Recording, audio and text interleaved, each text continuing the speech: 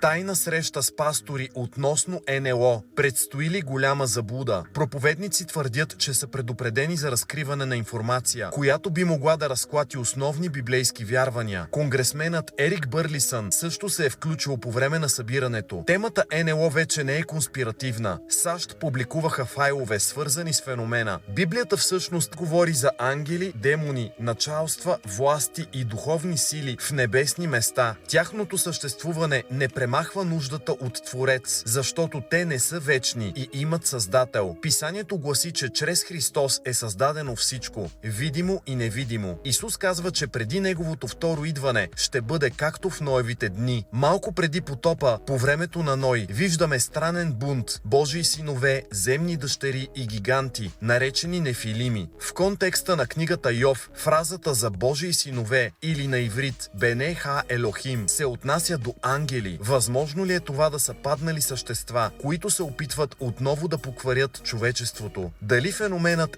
НЛО е от демоничен характер? Сатана е наречен княза на въздушната власт. Библията казва, че той може да се преправя дори на светъл ангел, а идването на Антихрист е свързано с лъжливи чудеса, знамения и заблуда. Затова въпросът не е само има ли нещо там. Въпросът е кого ще последваш. Разпознай времената. Библията е истина. Обърни се към Христос. Бъди благословен.